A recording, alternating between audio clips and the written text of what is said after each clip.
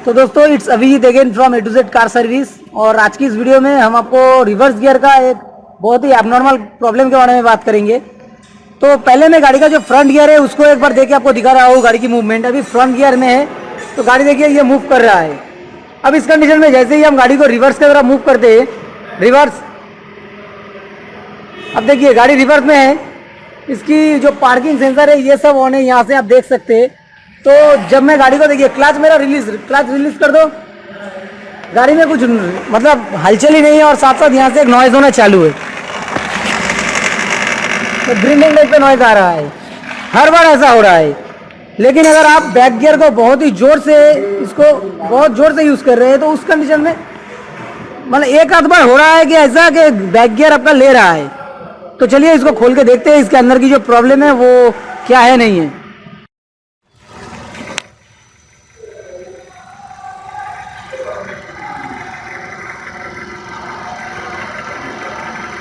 तो दोस्तों आप यहाँ पे ये जो रिलीज सिलेंडर है इससे पता कर सकते हैं। अब जब प्रेस होगा तो ये रिलीज सिलेंडर फैला मतलब थोड़ा बाहर की तरफ रहेगा, और जब ये क्लच को रिलीज कर देंगे तो ये अंदर की तरफ रहेगा। अच्छा, क्लच को रिलीज करो, प्रेस करो, रिलीज करो। अब मैं बैक गियर जो है उसको लगाने के लिए कह रहा हूँ। बैक गियर शिफ्ट करो, छोड़ो, क्लच छोड़ो। ये देखिए नॉइज आना आपका चालू हो गया। फिर से करो,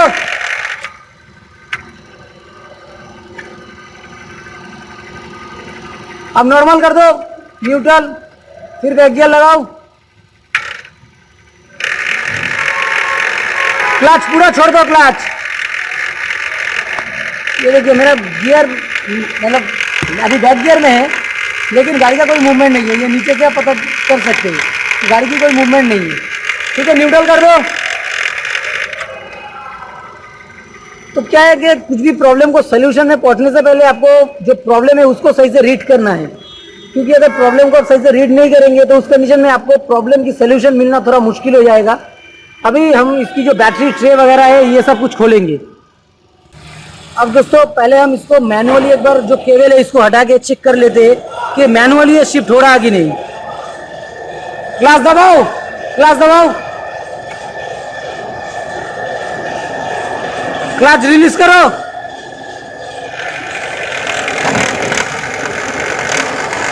क्लच दबाओ, रिलीज करो।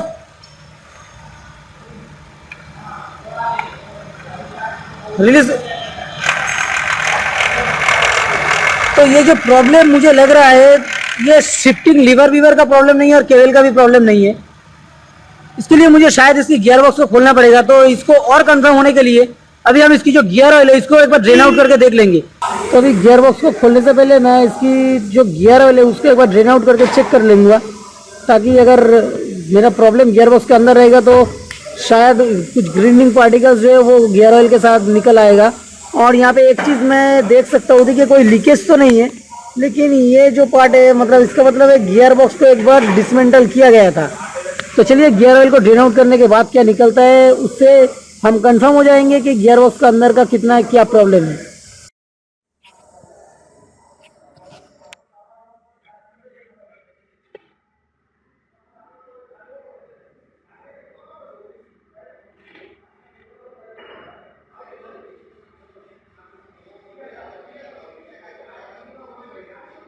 यहाँ पर मुझे गियर ऑयल का तो कुछ प्रॉब्लम नहीं लग रहा है और ये बिल्कुल नया है, कुछ ग्रीनिंग पार्टिकल्स भी नहीं है। तो इसको कंफर्म करने के लिए मुझे फिर से शायद और डायग्नोसिस करना ज़रूरी है, क्योंकि गियर बॉक्स खोल देना ऐसे ही सही नहीं होगा। तो मुझे और क्लियर करके पहले प्रॉब्लम तक पहुँचना है, तब जाके गियर बॉक्स इसकी खोलेंगे जितना हो सके पॉसिबल।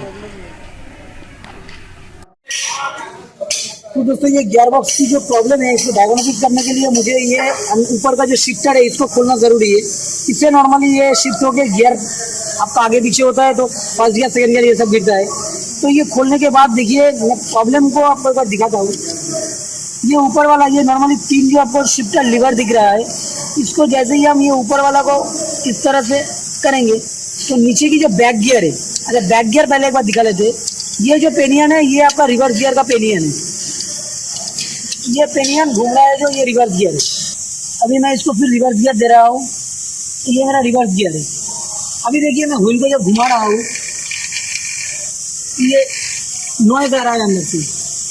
तो यही प्रॉब्लम हो रहा था जब हम गियर दे रहे हैं रिवर्स गियर से। तो ये जो पिनियन, रिवर्स गियर का पिनियन है, ये थोड़ा सा और अंदर की तरफ जाएगा। अभी जाके ये रिवर्स गियर जो है एंगेज हो गया है, और इस कंडीशन में जब हम गियर दे रहे हैं तो गियर बिल्कुल मेरा लॉक हुआ है।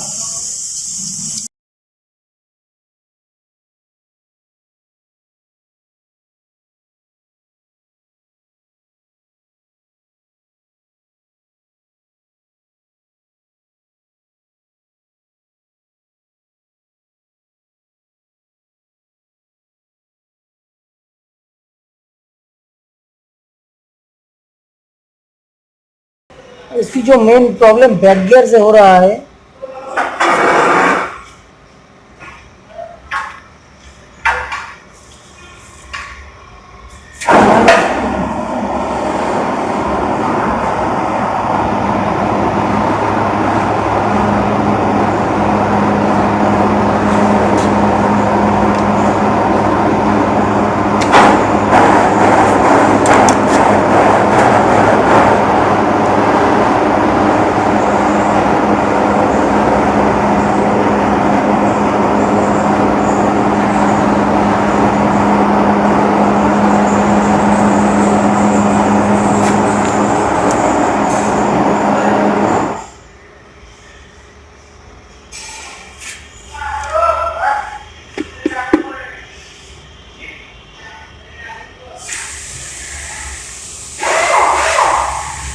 अरे तेरी यहाँ पे फोकस कर जरा।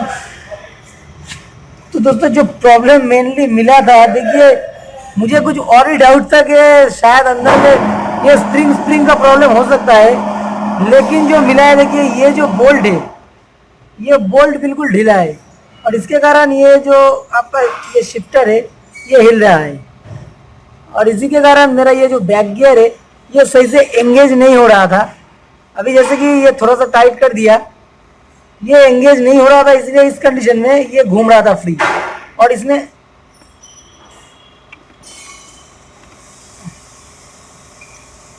ये जो टीथ है ये सब भी थोड़ा सा घिसा हुआ है।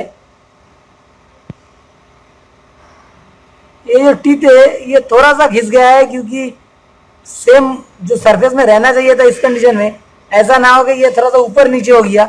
किसी भी चीज़ अगर ऊपर नीचे रहेगा तो इस कंडीशन में ये टीथ, ये पेनियन जो है ये तो घूम रहा है, तो इससे इसके अंदर में देखिए ये थोड़ा सा आपका ज़्यादा ये दाग हो गया है, और यहाँ का जो पेनियन है इसमें भी थोड़ा सा दाग हो गया है। तो ये मेरे ख्याल से कुछ प्रॉब्लम का नहीं है। और ये जो ग्रिंडिंग मैच हो रहा था, तो इसके चलते और इसके चलते ये घिसने की वजह से, क्योंकि सही से मैच नहीं हुआ, तो इसी के दौरान ये ग्रिंडिंग नॉइज आ रहा था। लेकिन मैं अभी अगर इसको थोड़ा सा प्रॉब्लम के लिए इसको चेंज करना है, तो मुझे इस पिनियन को और इसको भी चेंज करना पड़ेगा। तो मेरे ख्याल से ये नॉर्मली ज़रूरत नहीं है, क्योंकि ये उतना ज़्यादा मेजर कुछ नहीं है, इससे गाड़ी में कुछ प्रॉब्लम भी नहीं होगा। अब पहले तो मैं इसको टाइट कर लेता हूँ। इसको टाइट करने के बाद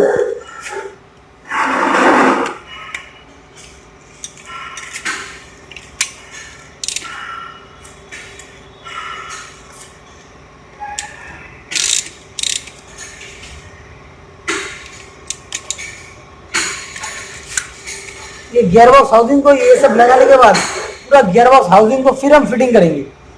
फिर इसको यहाँ पे ही चेक कर लेंगे कि रिवर्स गियर का जो कंडीशन है, बाहर से जो पहले चेक किया था वो सही से जा रहा कि नहीं। तो एक्चुअली ये जो प्रॉब्लम था ये तो गाड़ी का कुछ प्रॉब्लम नहीं था, पहले गियर बॉक्स को खुला गया था, शायद इनपुट ऑयल सील चेंज वेंज हुआ है उसी के कारण। तो उस कंडीशन में ये जो फिटिंग का काम हुआ ये सही से नहीं होने के लिए ये प्रॉब्लम गाड़ी में इंक्रीज हो गया। बस अभी हम इसको जो नॉर्मल कंडीशन में रहना चाहिए उसको करके एक बार देख लेते हैं। और गियर बॉक्स खोले तो अगर इनपुट ऑयल सील पहले चेंज नहीं हुआ तो इसकी इनपुट ऑयल सील को भी हम चेंज कर देंगे। बस दोस्तों देखते हैं अभी आगे क्या होता है। इसको फिटिंग करने के बाद आपको एक बार फिर दिखाते हैं।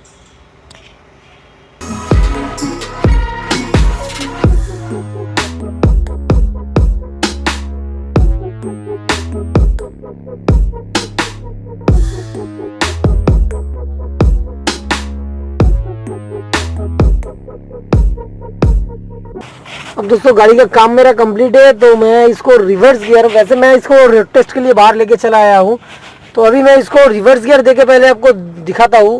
रिवर्स गियर डालो। यहाँ पे मेरा बैक गियर जो रिवर्स गियर है वो इंगेज हो गया है और कोई ग्राइंडिंग साउंड नहीं है। तो देखिए ये बाहर से रिवर्स गियर क्लच रिलीज करो, ये देखिए गाड़ी अभी मेरा पीछे जा रहा है। फ्रंट गियर दो। तो मैं इसको एक बार आपको बाहर से कंफर्म करता हूँ, आगे पीछे करना है।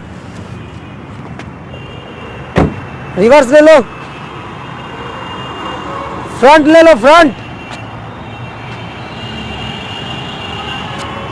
रिवर्स। एक बार बोनेट खोलो, बोनेट, इसकी अंदर की जो ग्राइंडिंग नॉइज था वो भी एक बार देख लीजिए। रिवर्स गियर डालो,